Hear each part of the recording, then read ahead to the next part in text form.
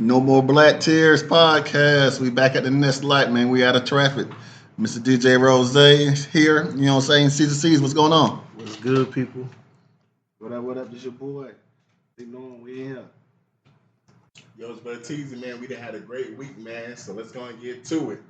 So, C's, you sent a post to me and the rest of the crew this week where basically someone was saying, hey, the strip club used to be full of real twerkers, women who actually love to hustle, who had a desire and a passion for it. And now you got a lot of soulless hoes in the strip club who only doing it because they don't want to work 9 to 5s.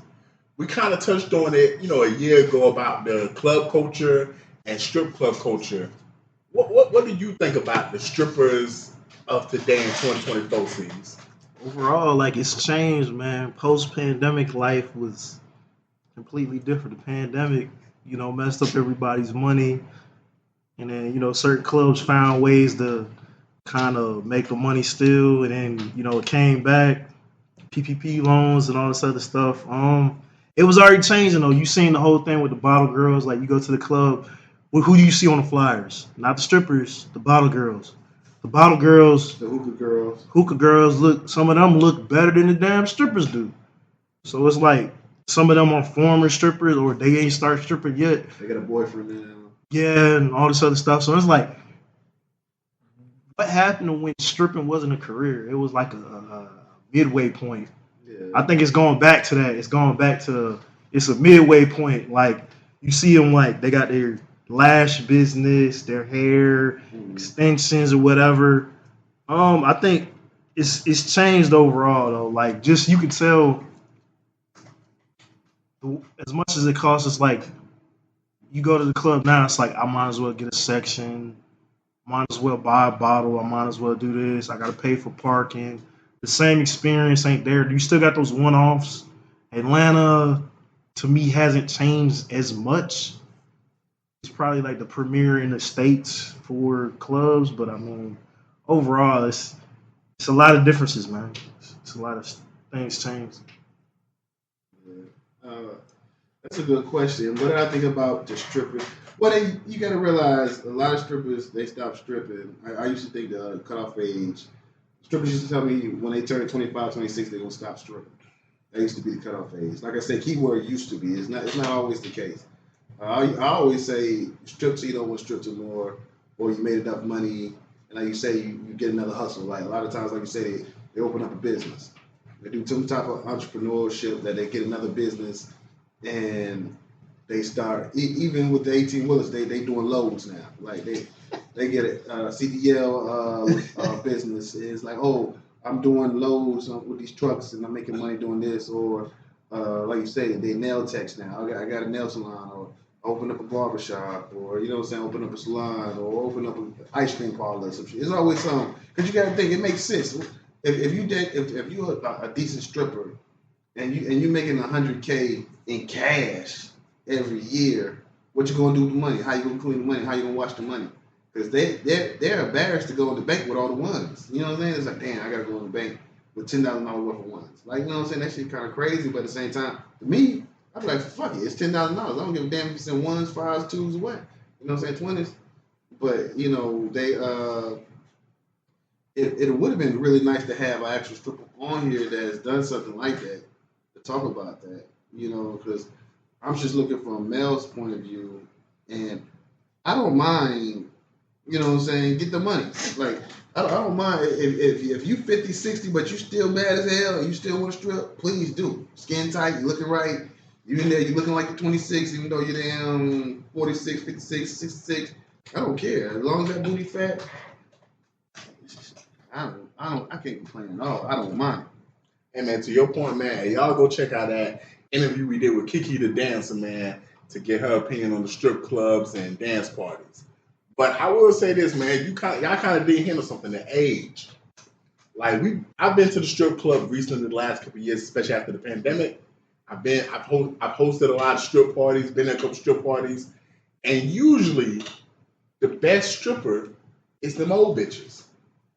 Like them hoes from that older generation. Like them, like You were saying cut off 25. Like, man, I ain't gonna lie, man. A lot of them 22, 23-year-old strippers, like, they just twerking. They ain't really dancing. You know, but then you'll meet a stripper, and even like in Atlanta, I done met some strippers that I started talking to them, and they don't look old, but they be like, yeah, I'm 35, babe. You know, I got 2 kids. I got a son that's 15 fucking years old. But they the only one in there working. Like, they actually working the motherfucking flow. Like, you know, for any man that's listening, you be in the strip club, you be chilling. You be drinking your little shit. You smoking whatever you smoking. For me, it's cigars. And the hoes just kind of walk by asking you want to dance or whatever. See, that's some young stripper shit. See, the old stripper would be like, hey, what you drinking on? Start conversating with you and shit. And after about 10 minutes, next thing you know, she dancing on you and you spending money and you trying to figure out how do we even get to this point, man? It's like the start of a BET movie, man. That's actually working on the motherfucking floor. I do feel like there was a shift in the culture. We talked about it, you know, before about how the club culture changed. It became more about sections and stuff. Like for the older people at the table, you know, if you've been to some strip clubs and you notice, hold up, man, they took some of the regular seating and added like more like couches and stuff like that, charging more for bottles and stuff because they just want people to buy sections and stuff like that. So it kind of just derives the strippers to the point where, like, yeah, you don't really get the real dancers you used to get back in the day, the ones that actually used to be doing splits and all kind of crazy stuff, and the ones that actually knew how to have fun with you. Like, man, and then, like, to your point, you know, Juice, man, and a lot of these strippers nowadays, you be like, yo, you got a man? And they be having, like, full-blown men and stuff like that. Like, that was some shit that you were supposed to get when you retired from stripping. You were supposed to get your man, like, after you got done stripping, like, you was talking about starting business and shit. Some of those strippers who stopped stripping was like, oh, no, I found me a man that got a good 9-to-5, 401k and all that shit. He could take care of me, man, and he just saved me from this life. Shoot, man, you know, some of you niggas, man, y'all ain't take J. Cole advice, man. Y'all saving these hoes. Yeah. I guess it's changed a little bit because I guess nowadays every girl thinks she's a stripper or a dancer now.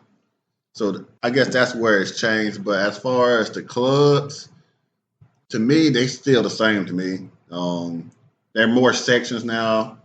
But to me, they're still the same. You go there for a reason. You go there to see people dance and spend some money and get drunk. And that's what I still do if I go. You know what I'm saying? I don't think that's changed at all. Other than it's a lot of younger women there. But I guess when I was younger, they was probably younger too. I don't know. But now it's just the internet and everything. Everybody's a dancer now. What about the hoes that be on stage, man? Like, I can't speak for you. It seemed like, you know, back in the day when I was going to strip clubs, hoes actually knew how to be on the stage and dance. Now it seems like hoes don't want to get on stage. Well, I never really cared to watch somebody on stage unless there was a pole on there and one of those real high poles and to watch them like pole dance. Other than that, how many of these hoes you think actually know how to dance on the pole nowadays? A lot of them, but a lot of them can't get on. They don't have, but they don't. Lots of clubs don't have the big, tall poles like 20 feet. 14 to 20 feet. Yeah, when they get all the way to the top and they're doing all that stuff up top, you know what I'm saying? That kind of stuff I used to like to watch and see. But lots of the clubs, they don't have those kind of poles anymore. So, but as regular poles, all them hoes knows how to do or dancers know how to get on the pole because most of them have poles in the house.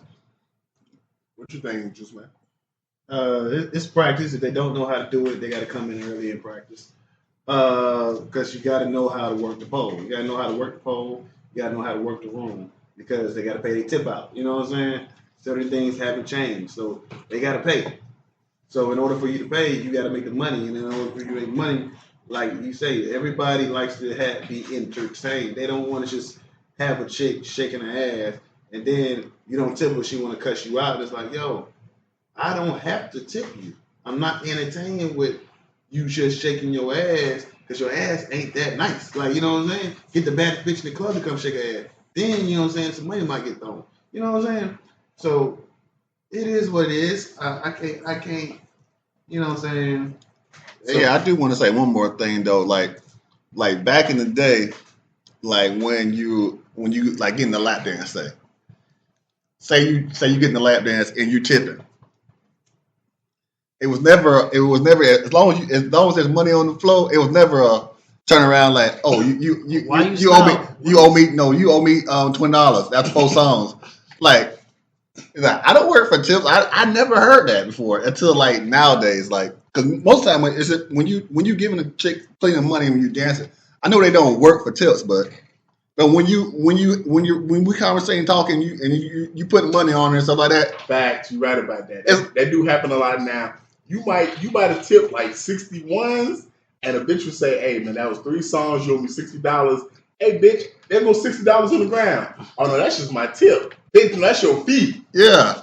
So that was new to me. So I've never experienced that until like recently. It was like, oh, I that's $20. I did 4 songs. I'm like, and that's why nowadays what I do is, man, hey, I pull my money for the dancer. I put that shit on the table. I show it to her, and then if I feel like she's doing a good job, then I tip. But I do got one question for everybody at the table. I'm gonna start with Juice Man. We're gonna go around. Do you feel like there was better strip music in the early 2000s, mid 2000s, or there's better strip music today?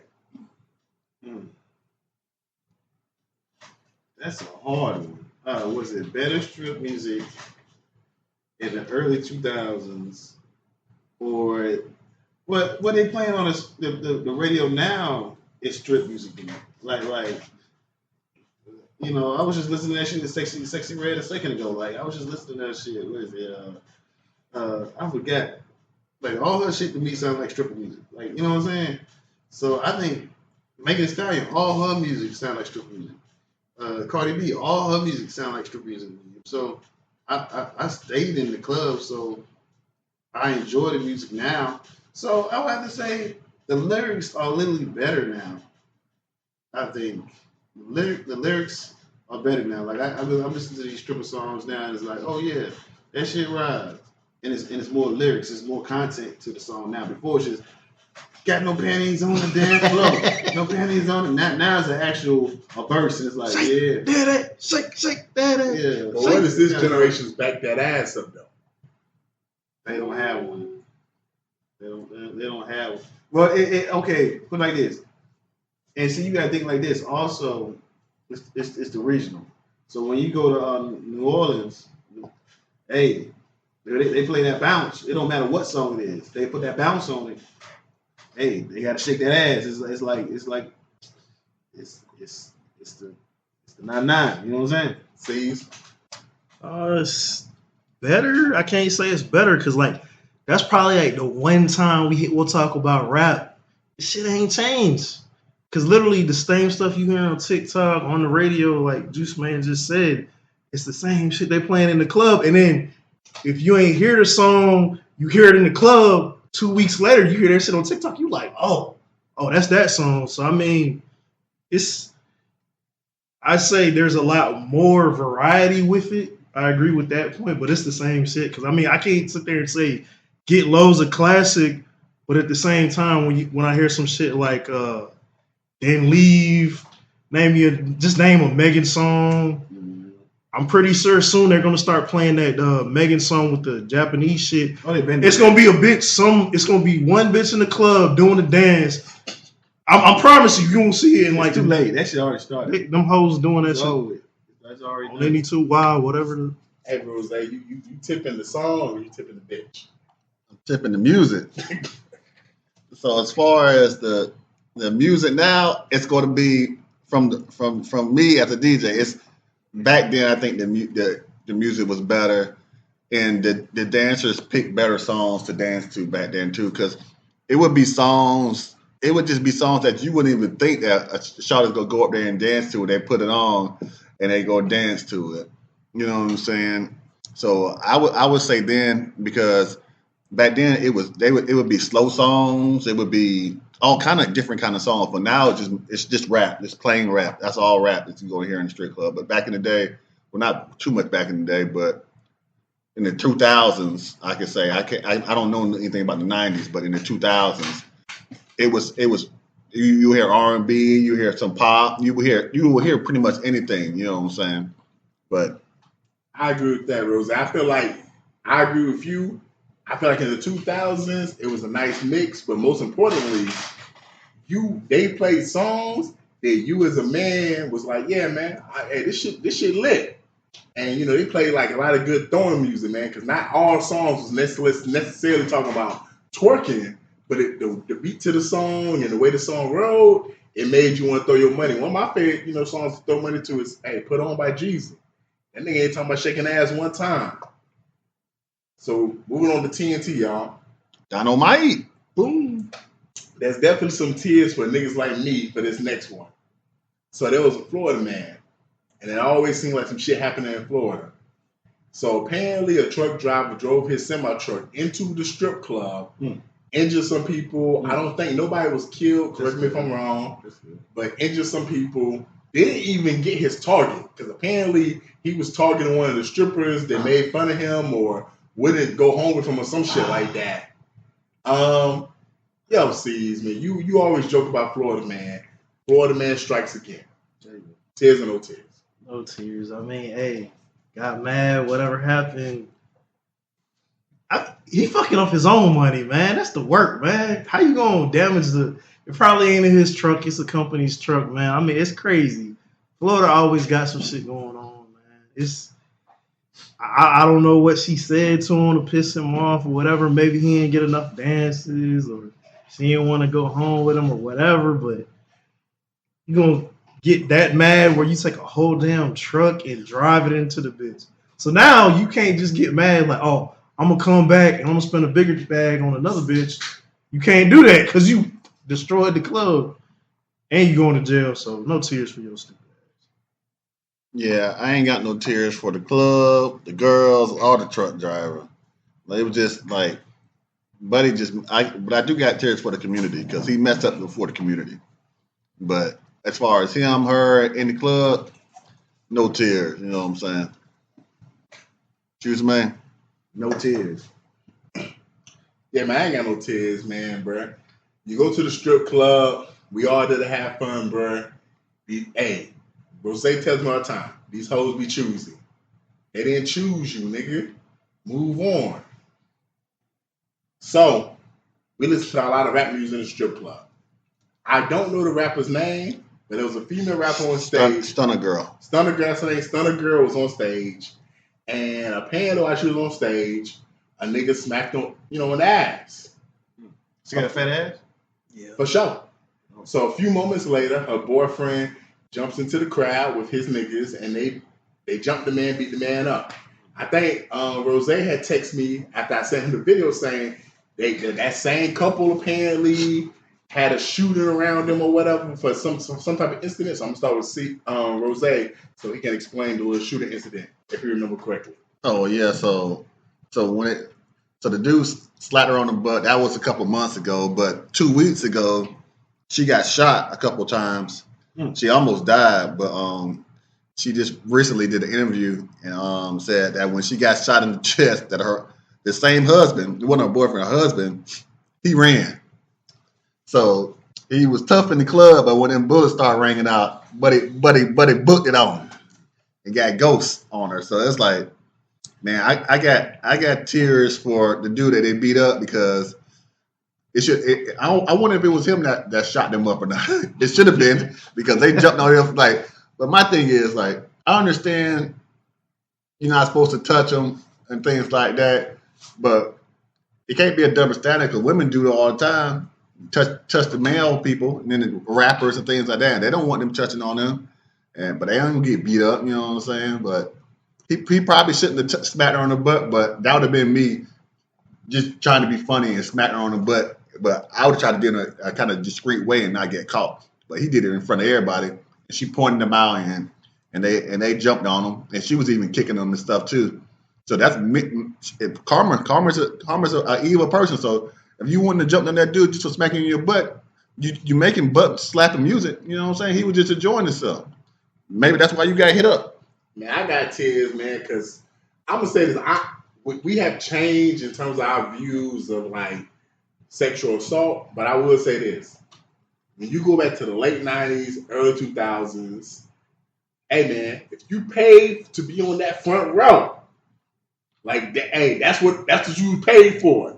Like if they decide to put themselves out there like that, hey, like you said, They do it to the male artists all the time, man. Like the female artists, man, like, you know, the ones who don't want to be touched, they don't go to the edge of the stage. Like, you go to the edge of the stage, alcohol's involved. The video I saw, the bitch was wearing, bro, that shit like some drawers she had on. Like, you know, send me that video. I'm just saying, man. So you kind of like, you should have anticipated that. And for those who be paying attention to Janet Jackson concerts, yo, Janet Jackson be wilding at her fucking concerts. I'm just saying, that's part of the fucking show. Like, if you gonna have males in your audience, it's, hey man, she put them up on you stage. You gonna get a quick slap in. I ain't even mad at the dude, man. Because if I paid $1,000 going that front row, hey man, fuck you, bro. I'm gonna smack some ass too. No tears. I really ain't got no tears, man. Janet Jackson's a different story, man. Because, like, you try anything, her security's going to kill you. No, they actually handcuff you to the chair and shit. So he can't touch. That infamous video, dude couldn't do nothing. But, I mean, regardless, it's like, hey, why jump the man? Just throw him out. They literally, I know they got paid security. They could have just gripped this dude up and just throw him out the concert. He held his own though. I mean, against like 3 niggas, he held his own. Just the whole, and then it's like they shut the whole venue down afterwards. So it's like, damn, y'all fucked up your own money, your own show. How can you have tears for that, man? I mean, it's a whole fiasco over something so minuscule, man. Throw the motherfucker out the show. Call it a day. Juice man. Oh, I had no comments on this shit. Oh yeah, but I do got one more thing to say. I remember one time I went to a club and Monica was doing the appearance there, and she was walking through the crowd. I was with my homeboy. I said, "Man, I'm about to go over there and grab her butt, man. I'm about to go grab her butt in the crowd, man. I'm about to do it." I got real close to do it. I said, "Nah, they probably gonna beat me up, so I ain't do it." So, but you should have thought twice too. Sometimes you gotta think twice, man. So, somber news, man. You know, if you someone that like a lot of rap music, especially from the Houston area, you know, Beat King passed away the other day. Who's Beat King? Club Godzilla. He had a lot of club hits. Oh, the light skinned dude? Yeah. How he died? He got killed? Somebody shot him? Nah, he had a pulmonary aneurysm. How the fuck? He was young. 39 to be exact. Yeah. Get the fuck out of here. Yeah. He was drugged, fentanyl. So, see, I didn't know who he was. You had to explain him to me. You sent me his music. Once I listened to a few songs, I was like, oh yeah, I've heard these songs before. I definitely have tears. This is a young man, 39 years old, not much older than, you know, you and me, actually younger than some people at the table.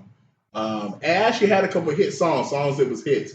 Now, as far as like future music, I don't know how much more future music he would have had, but hey, he had a family, he had kids he left behind. And the last couple of years, it do seem like we've had a lot of sad news to people in the rap community, man. So, hey, you know, hey, y'all rappers, y'all producers, y'all DJs, y'all take care of yourselves, man, because a lot of y'all fall to the wayside. And I don't know, niggas like Lil Wayne still alive. Lil Wayne look like he need to be dead. You know, that nigga still living. He died, though? Lil Wayne died a few times. They had to bring him back. He looked like it. He looked like it. Same with Rick Ross. Rick Ross died a few times. They had to bring him back. Don't get it wrong. So tears, y'all, tears. I got tears, man. I mean, he wasn't, just like when we had a conversation, he was like, who is BK? I'm like, man, Club Godzilla. I was just like, I'm starting naming songs, and he was like, nah, I never heard that song. Then you start playing the songs, you're like, oh yeah, I know that song. I know that song. Not a household name, but I mean, literally like the last 5 to 6 years, TikTok and all these other light skinned dude with the twist braid. Yeah, and it's like he got a distinct had voice. all the hoes, always had like 5 to 6 hoes with him. Exactly. Yeah, that's my dude. And it's like he, you know, made a song for Erica Banks and all these other chicks. It's just like we were just talking about strip club songs. Like this generation, he's probably one of them. Yeah, you probably gonna hear about 10 of his songs in the night. So I mean, like, just he had his that shit crazy right now since he passed. When he passed away, what just recently, man. Like Yesterday. Oh, he gonna double platinum. Yeah, man. I mean, R.I.P. man. You know, R.I.P. Definitely hit maker. Yeah, I when someone dies in the rap game, I usually have no tears. But since he didn't get killed, I got tears. You know what I'm saying? But all y'all rappers that get killed, hey, you deserve that. You had it coming. But Call me a bitch. so since he died as natural, well, I guess natural causes, you know what I'm saying? He didn't get killed. No, them motherfuckers, man. He died. Yeah, so I got tears. Hey man, so you said that TikTok had a lot of his songs on it. Sees, you know, TikTok is a big distraction for the youth. And the easiest way to eliminate distraction is by getting rid of phones. At Madison High School out in Houston, Texas, basically came up with a policy where a lot of the kids got to put their phones in like little cubbies or pouches or whatever. They can't have their phones during class. But from my understanding, when class is over, you can get your phone or whatever, utilize it. But before the next class starts, you got to put that bitch back up. I'm not even gonna lie, man. I ain't got no tears because this really don't seem too much different. Granted, when you and me was in school, sees phones wasn't that big of a thing like it is now because you really couldn't do as much on your phones as you can now. But this was always like the case. You couldn't really have your phone in school. If you got caught with your phone, your teacher would take your phone actually, keep it for the end of the day. And in some cases, bro, your parent had to come up, your mom, your dad had to come up to the fucking school to get your phone back. You know, so I don't see the big deal, man. Like, hey, I do know we have a lot of teachers who are influencers and allow their students to record during class. I will be honest. I think it's good to not to have these phones during class because these kids need to be educated. They don't need to be on their phone distracted. They don't need to be texting people. They don't need to be on TikTok. Like, I will say this, for all the good videos you see, like in terms of students being in class, making content with teachers and stuff, there are videos of just niggas in the back of the classroom recording themselves, posting on TikTok, just fucking off. So, hey, man, no tears. Do what you're doing, Madison. I think a lot of schools need to implement this, man. We need to get back to making the main thing, which is education. Yeah, I ain't got no tears for them not having their phones. I think it's a good thing too. They don't need their phones to learn, and then plus that is more of a distraction. They need to focus on the schooling and focus on things. Because I know one thing. I know one place that don't have their phones in high schools. China. China, do y'all have phones? And when y'all go to school, I doubt it. I don't think they got TikTok over there, man. They invented TikTok. They got their own version. Yeah, they invented it to bring Americans down.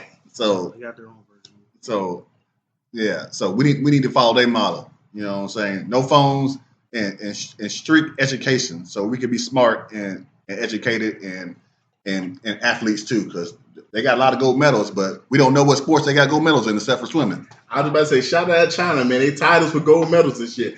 I didn't know y'all was doing it like that over there, bro. Yeah, but name a sport they got in other than swimming. Hey, they be shooting. Oh no, that was Japan that had breakdance, so my bad. Yeah, man, I really ain't on tears for it situation because it's like, just go back to the old ways, man. Matter of fact, just to bring it back local, Richmond County, Georgia, Board of Education had 5,600 signatures about their new policy. They basically updated it to where it was like, just like we was back in school.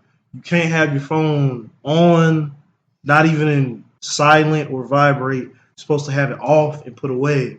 It's like if they see your phone, they're taking it.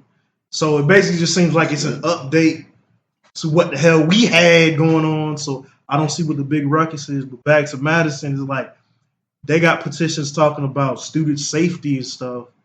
I mean, honestly, you're having your phone's not gonna make you any safer. It's not. So it's like it's more of a distraction. It's like if there is an emergency, the difference between Richmond County and Madison High School is Madison, their phone is literally in a cubby. I'm assuming it's in the front of the classroom, like, like a shoe hanger. That's what it looked like. It looked like a shoe hanger. You can basically, it's like, all right, hey, it's an emergency. I just ate peanut butter. I'm allergic to peanuts or whatever. Call your mom and go to the nurse, blah, blah, blah, whatever. I forgot my asthma. Stop being a punk. Walk up to the office and go to the nurse. I mean, that was the thing. Back you used to have to go to the nurse or the principal's office. So I mean, It's just a distraction. Let's be honest. What the hell do you have going on in your phone? Who are you texting? No Who are one. you talking to? What are you doing? Like Your when you literally have laptops in the classroom, you already got internet. What do you need your phone for during school? So I mean, I'm old school with it. Out of sight, out of mind. Put the shit in your bag. Don't turn it on during the hours of school class, man. For cheesing. Yeah, man. So for this last one, a lot of y'all might be surprised to hear this. Niggas in prison got phones, man. Mm-hmm. And there's a restaurant where basically part of the gimmick is he makes you a meal prison style. Now, as someone who has seen, inmates make, plenty of meals, the main meal that I saw in the video that C sent consisted of ramen noodles, Cheeto puffs, sausages, and pickles in a big plastic bag. You put some hot water in it and you shake it up and you put it in a bowl. Now, hey, for those who've never seen, inmates make food, whether online or in person, they can make some gourmet shit, in themselves. Hey, man, I ain't got no tears, man. I mean, if you want to eat the shit, cool. But I will say it is a lot of gimmicks out there, a lot of food gimmicks, like the way to make food or even just the food itself, man. Recently, I sent a video about some Oreo cookies that taste like Coke and Coca-Cola that tastes like Oreos, man. And we talked on the pod, I think a year ago, Rose, about a restaurant that you eat your dinner in a cell or whatever. Mm-hmm. Hey, man, I done been in the cell before. I done put people in cells before. And make this clear. I don't want to eat no meal in a cell. And I'm be real. If you ask a lot of people near me, I don't like eating ramen noodles. You know why? Because I don't want to eat shit that these niggas in prison eat consistently, man. So I ain't want it in a boat. I ain't want it next to a goat. I ain't want it on a float. I ain't want it next to a house with a mouse. No green eggs and ham. I don't want it. No green eggs and ham. Sam, I don't want it. Yeah, man. I ain't got no tears for this because it's just dumb. People always ask, you want to play Tonk? No, I don't want to play no jailhouse games. I don't. And if I don't want to play jailhouse games, what makes you think I want to eat jailhouse food? No, I don't want. I don't want anything to do with that. Count me out. Like what Gorilla said, if somebody tries to eat some jail food, applause to her because you can have it. You can have it. I'm straight. I don't want no jailhouse food. I don't want to look at it. It looks gross, and the way they cook it is just unsanitary and nasty. Like I don't want no parts of none of this. No jailhouse food, no jailhouse games. Just count me out. If we gonna play a game, I need at least 4 people to play. And as far as I know, it's 2 people to a cell or 1. So I don't want no jailhouse games and no jailhouse food. I don't know if these overcrowded now, man. It'd be like 10 niggas in the cell nowadays. Hey, that'd be them booty boys. The booty warriors. Sees? Yeah, man. It was a Mexican dude. I forgot his name, but he used to do the spread. He'd be like, he got out recently. He got out like, I want to say last year, but he always used to have the videos where he would be making the meals and he'd have like, oh, it's like, hey, Sally, what you want today? Hey, make a cheesecake. And he had like the Oreos in the package and I made like ice cream, had a bag of ice and all this other stuff. And then like the ramen noodles joint where he was cutting it with a card or a piece of cardboard. So I mean like it's matter of fact, it was a joint called Chi Chi. I seen the spread. It's like the ramen noodles. I got mad when I seen people basically making seafood crab boils with ramen noodles. I got mad at that shit. They doing that in the A now. So imagine how I felt when they started doing it. When I seen this shit, I'm just like, come on, A Sally. Like, nah, honey buns, pack of ramen noodles, oodles of noodles, name the food, hot dogs, Vienna sausages. Like, who wants to eat this shit when you go to a restaurant? Yeah, I don't know what's wrong with these hoes, man. I'm all for the gimmicks, but it's like we just need to get back to just make good food. Just make good food. Just simply that. Just make good food. And then now good healthy food. Now, if you know better, we do better. So, man, come on. And then back to the corporate. Coca-Cola, Oreo, You know you're fucking wrong.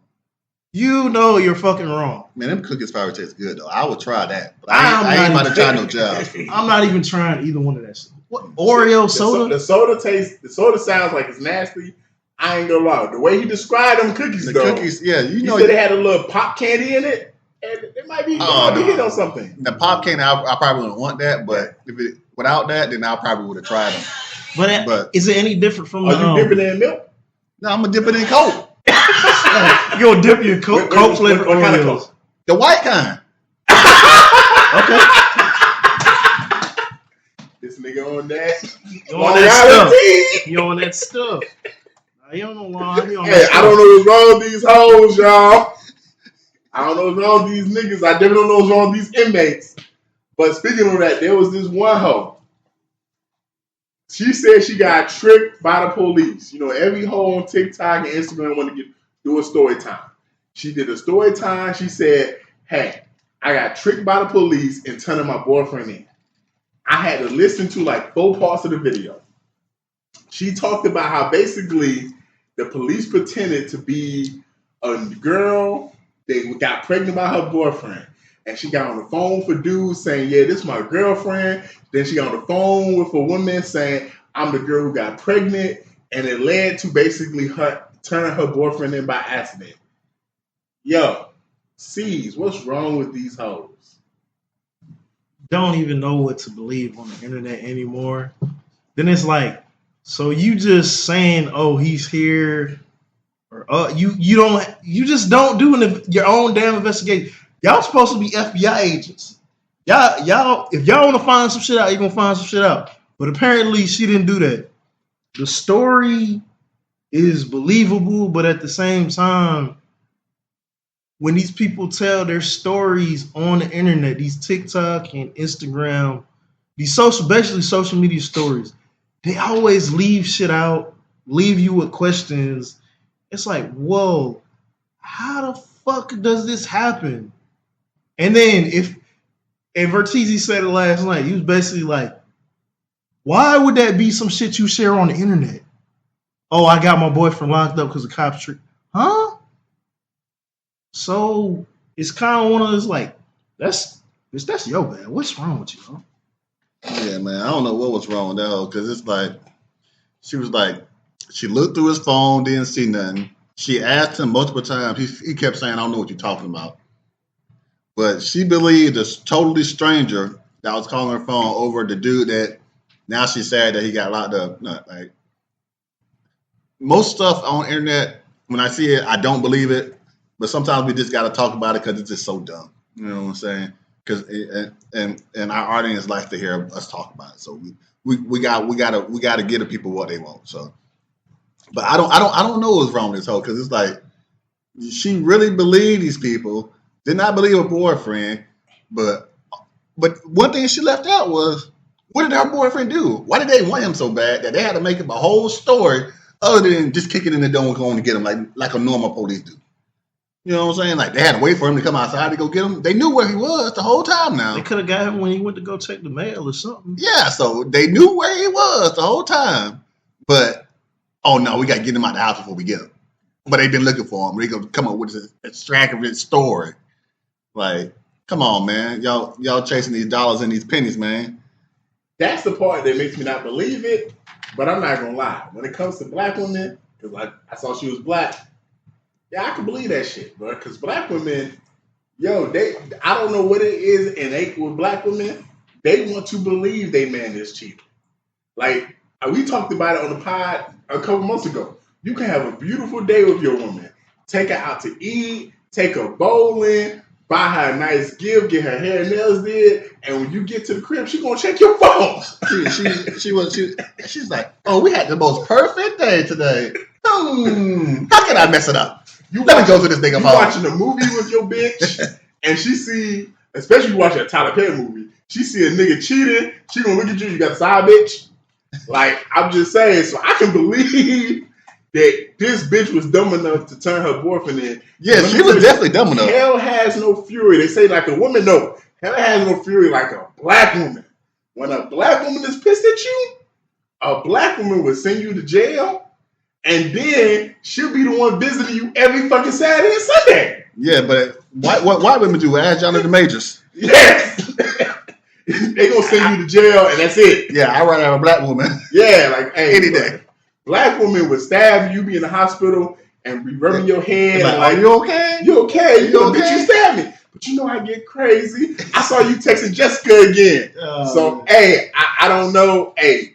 This sounds like some situation I've been through this week. The missus found a picture about me. I'm driving by. I just take a picture. Boom. Just a random picture. Partner want to know where I'm at. I'm telling him where he at. He's like, you bullshit. I'm like, nah, I'll send you a picture. I'll send a nigga a picture. All of a sudden, this picture is now evidence that, I don't know, I got a whole nother family on the other side of town type shit. Yeah, that's I'm like, huh? That sounds kind of suspect, Juice Bay. I'm trying to tell you. I'm like, baby. I don't know. Are you serious? Yes. You took a picture of a building. You sitting around a picture of some niggas? Nigga, you can't now? No. So you been over a man? You ain't nobody bending me over. You ain't send that picture to no nigga. You sent it to a girl. You sent it to a girl. You ain't send that picture to no dude. You sent it to a girl. I can hear somebody say that. Okay, y'all not hearing what the fuck I'm saying. That might be y'all. But like I said, with me, she thought I had a whole other family on the other side of town. And I'm like, babe. She thought you was Ray Charles. Basically. I'm like, babe. You was with me when this was going down. Like, what the fuck? You was with me. That's the shit that's the shit that gets me crazy. It's just like, you know, it. Like I say, black women, if they see something in your phone that they don't know, they just automatically assume you doing some crazy shit. It is what it is. It's in their nature. They was programmed, to do that. Look at Section 8. Look at food stamps. Look at, what I'm saying, why we have so many single mothers. It's just they have been programmed to be like this. And it's like, hey, it is what it is. You know what I'm saying? They become J. Edgar Hoover, the head of the FBI, man, when they think you cheating, man. Hey, speaking of programming, though, there was this black woman in this final topic who said she was in Paris. Maybe she was there for the Olympics. We talked about that last week. Check that episode out, y'all. But she said she was in Paris recently, and basically, she doesn't even blame other countries when they view black people as thugs and hoes, because whenever they approach her, they only bring up certain rap songs like Sexy Red and stuff. Now, we did talk on the pod earlier this year about rap music and how it's evolved and how it is perceived in the black community.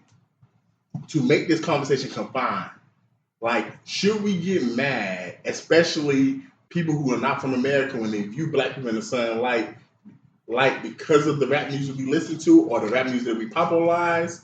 Whose fault is it? Is it the artist's fault, the industry fault? Is it our fault, the consumers? Like, Steve, what is your thoughts on all of this?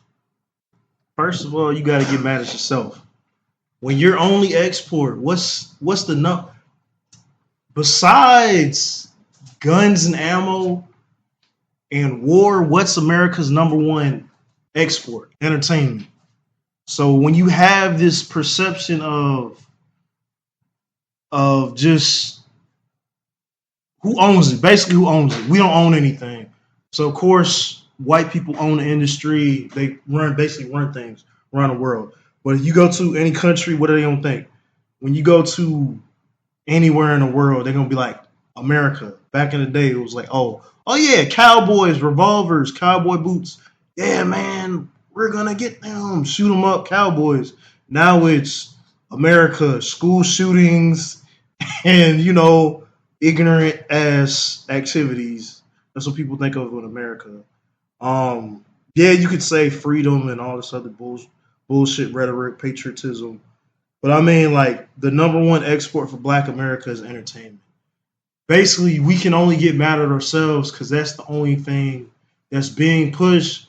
We're also responsible for it being pushed. When that's the main thing our community is promoting and glorifying, how the fuck can you expect somebody to respect you when you don't even respect your own selves, or when you allow certain views to be viewed? Prime example is like, okay, I'm in Germany, 2017. I had just got the Audi. I'm rolling through town.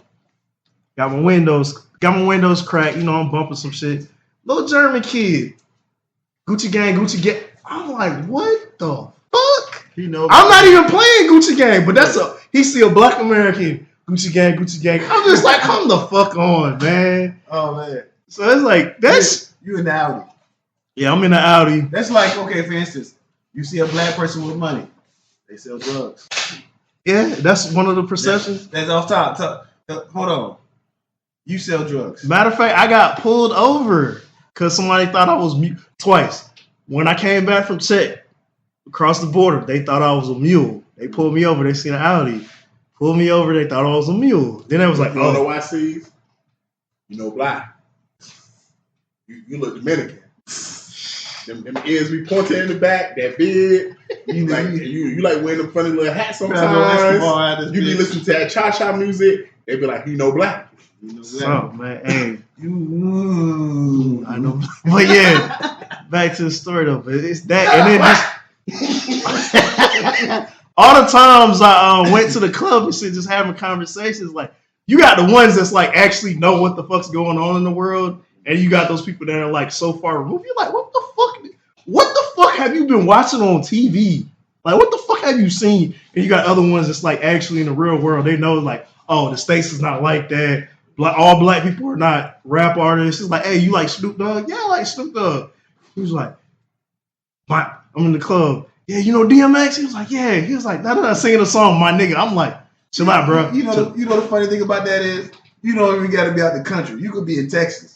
I was in Texas, San Antonio at that.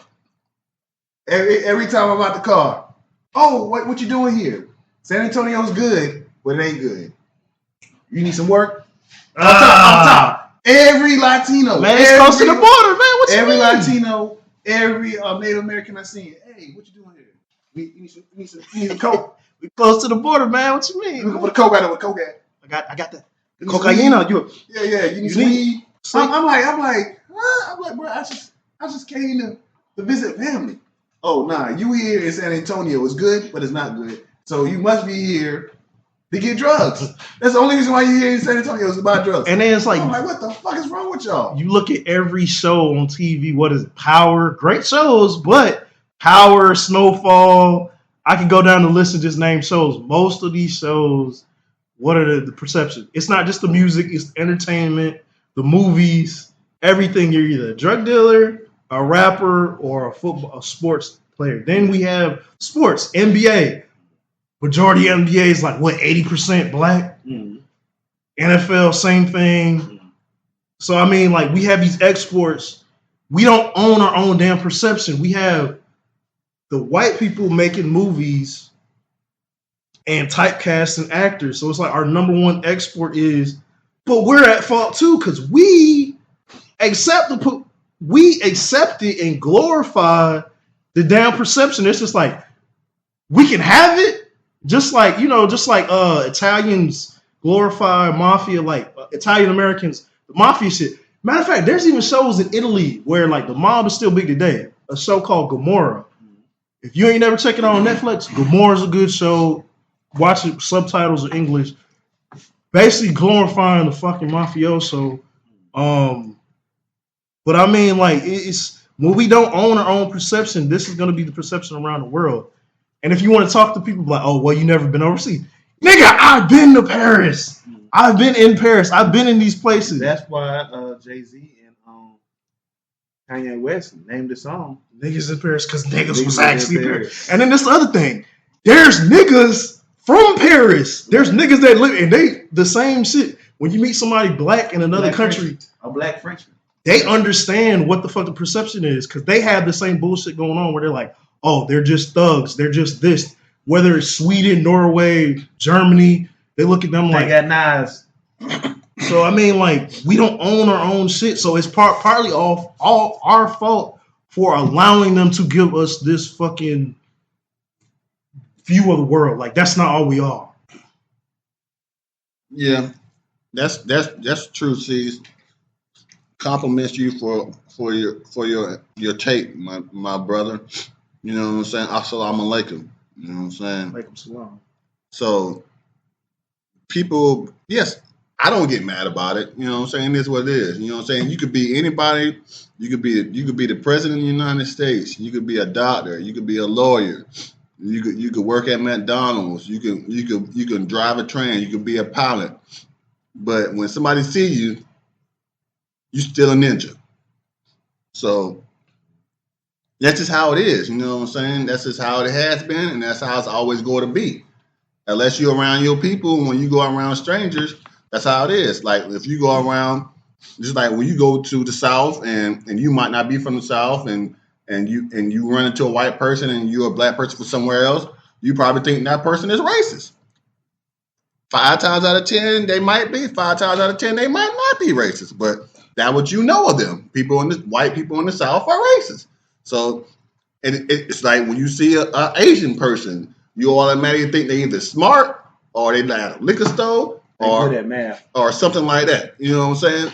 But 5 out of 10, same thing. You know, it's 50%. It might be true, it might not be true. And you definitely don't think they be slinging. You definitely not slinging nothing. They got that hair on. Not no wood. Yeah. Yeah, nothing. But you know what I'm saying? Just like when people see Mexicans, you know what I'm saying? People think all Mexicans, they're poor and they're doing this. Well, lots of Mexicans have lots of money, you know what I'm saying? But you from another country, you see Mexicans, what you think about? And it's like if they got money, you think, oh, cartel. And speaking of that, man, you think they like Modelo and Corona? I saw some Mexicans in Walmart the other day with like a 24 pack of Heineken. I started to say, y'all drink Heineken? Here we go. So that's just what it is. People are sensitive and things that you see on TV and hear. People believe those perceptions. So it's nothing really wrong with people doing that.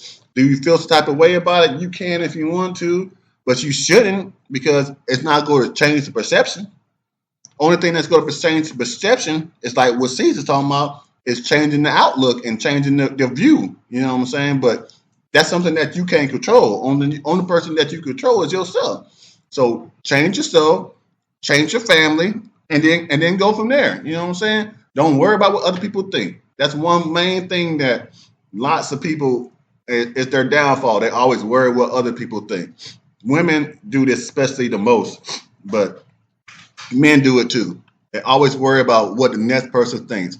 If you worry about just yourself and don't worry about anything else, everything's gonna work out fine. Who cares what anybody else thinks? Because anybody else is not running your life. You running your life. You're in charge. You know what I'm saying? Be a leader. Don't be a follower. I always say that all the time. Be a leader. Don't be a follower. Human nature is to categorize people, and we categorize people by things we know and by appearances. So, for example, like Rose, says it multiple times. I'm the only heaven-sent person at this table. So people who don't know me, for example, like when I tell them, like, yeah, man, I cook spaghetti, I cook this, I cook that, and I make healthy foods. I eat a lot of baked chicken and stuff like that. Like, niggas be shocked. Now, motherfuckers that actually know me and know that I like cook, they be like, oh, yeah, they ain't shocked. But most people assume that I might eat fast food every day. Like, hey, man, like, just because you see someone doesn't mean you see someone. Like, and I have no problem with this conversation because, no, not all black people are rappers, drug dealers, thugs, and hoes. Like, hey, we didn't have this conversation on the pod, but a couple months ago, we talked about it for the viewers who are big into movies, especially Oscar-worthy movies. We had an hour-long conversation, not on the pod, about American fiction. And American fiction, if you're a black person, if you're African-American, I suggest you go see it because it shows black people in a setting that we're not used to seeing ourselves in terms of like film. Like you don't see no drug dealers in the movie. You don't see no hoes in the movie. You see like thugs, but they are characterized in the movie in people's imagination. But basically, the movie is basically just showing you, yo, we are not a monolith. And that's something C's always says to me all the time. Black people is not a monolith. No group of people is a monolith. Like every group of people has the lowest of the lows, and every group of people has the highest of the highs. And to be honest, we're not the lowest of the lows. We're not the highest of the highs. To be honest, we're more in the middle. Like most black people, hey, they got a little bit of nigga in them. It's like that scene from 40-year version. Hey, nigga here now. So you can pull that nigga out almost any black person. But for the most part, most black people, hey, we want to put our suit on, we want to put our tie on, and we want to chill, and we want to relax. I will say this, in terms of this conversation, we as black people have to understand the music that we decide to uplift, the music we decide to raise up, the music we decide to basically endorse, that's going to be the music that's going to basically define us. Because music is universal. Let's make that clear. Like, if you can't understand nothing else, music is something that, bro, Bad Bunny is one of the biggest artists right now today. And I haven't heard a Bad Bunny song in English. And there are plenty of Americans that love his music because music is universal. So when you have people like Snoop Dogg went to motherfucking Paris and he's a fucking icon.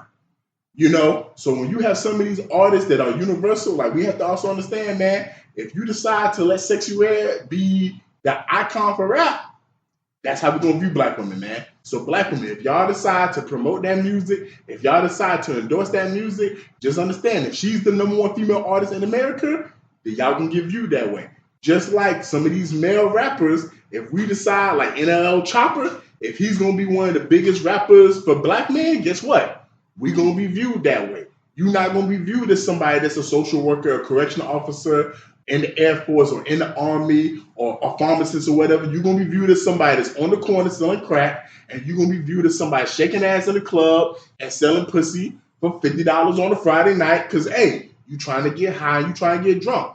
That's something you have to be cool with. So, hey, perception is everything, man. Hey, perception is reality, man. Juice Man? That's deep. I feel you on that. So what's the question here? Where we at? How does rap today affect the way black people are viewed, just not in America, but around the world? And you being someone that's been in some other countries, what's your thoughts on that? Rap today. It's hard because I really don't listen to a lot of the newer rap. I don't listen to the radio. I'll make it easy for you then, Juice Man.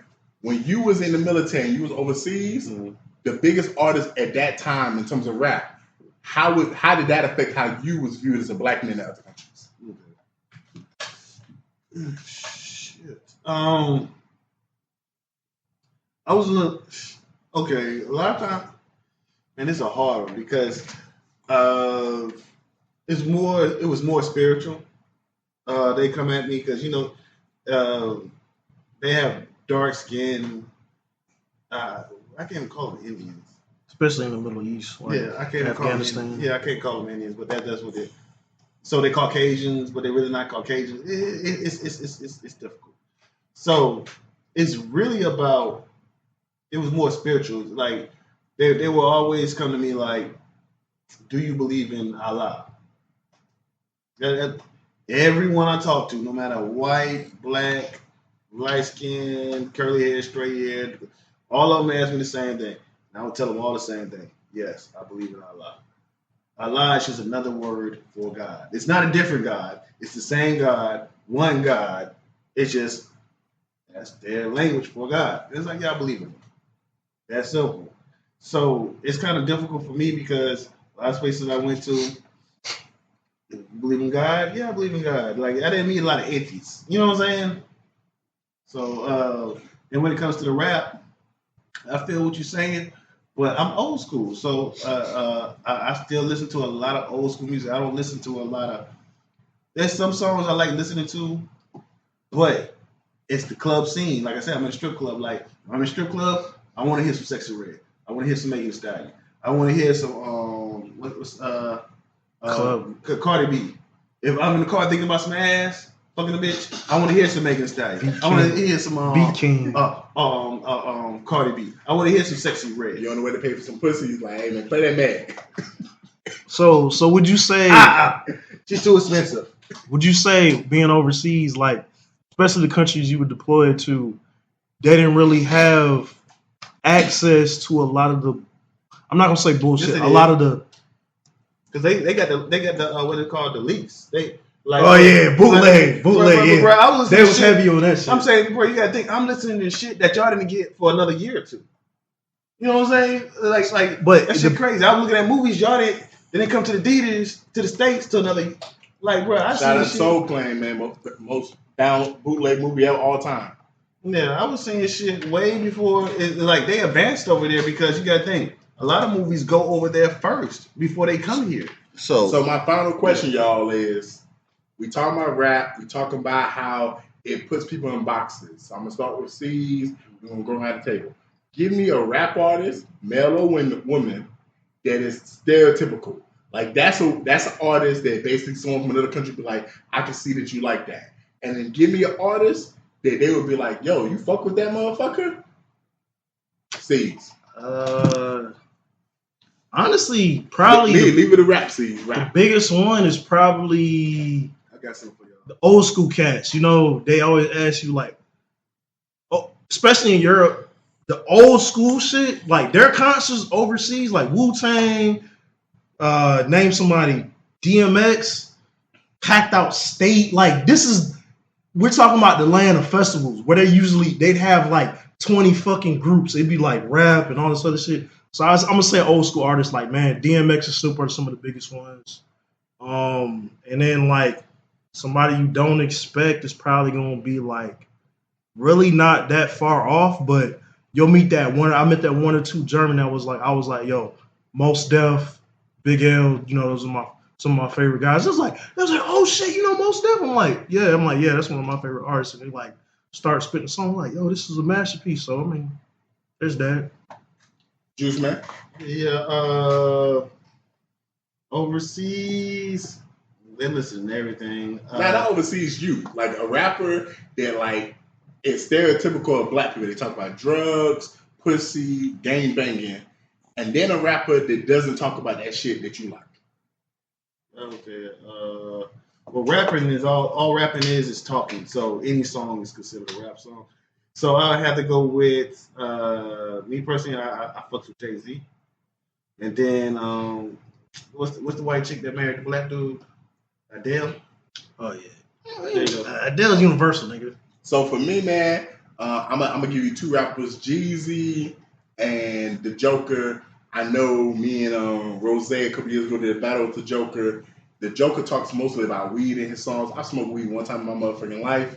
But I love that nigga music though. I love that nigga music. I shouldn't like his music. And then like two rappers that literally do not talk about the stereotypical shit in the black community, but are some of my favorite artists, Lupe Fiasco, Big Sean.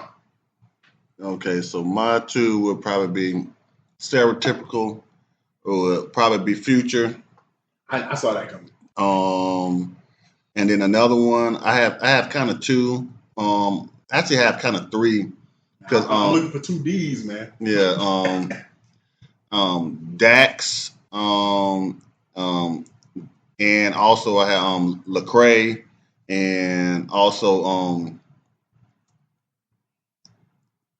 oh, he slipped my mind. Go to Devin the Dude. Yeah, but that's not something that people, you know what I'm saying? They don't know him like that. He's terrible. No, it's not that they don't know him. It's like you said that people wouldn't. You said people that stereotypical, and then people that is not stereotypical. Devin Dude is kind of stereotypical as activities. You know what I'm saying? Shout out Lil Duval. Yeah, I thought you were gonna say Devin Dude and Future is your stereotypical rappers. Oh yeah, well, it could have been, but yeah, just Future. But as for my unstereotypical rappers, I remember it was, I had three: Lecrae, Dax, and K-Camp. Okay. So, hey man, closing thoughts, man. Juice Man. Nada. Yeah, closing thoughts. I mean, like we always say, black people are no group of people, race, nationality, or ethnicity is a monolith. You can't say all black people do this. Oh, this is a black thing. Yeah, you have those specific things that are like only a certain community will understand. But overall, at the end of the day, we all bleed red. Unless you're one of these fucking aliens or something, I don't know. You might bleed green or some shit. But at the end of the day, we're all human. We got similarities and there's commonalities along the lines, man. Perception is a lot, but you got to control your own narrative, man. Yeah, I don't have any final thoughts. I think I said everything I need to say on this episode. You know what I'm saying? We're teasing. Hey, man. People in general, man, listen to everything, man. Listen to all kind of music. All kind of music will shape your mind. But it just in rap, though, let me tell you, man, you got thug music, you got trap music, you got gospel music. This nigga, Rose, named a gospel artist, Lecrae, is one of the best in the world. Hey, there's a lot of artists out there. Listen to as much as you can because a lot of it all goes together. Man, all this shit is about life, man. So, and there was an Abby and Rakim, one of my favorite artists of all time. Peace. Yo, and catch us in traffic, man, or the next light, because we in traffic. And I'm back quiet.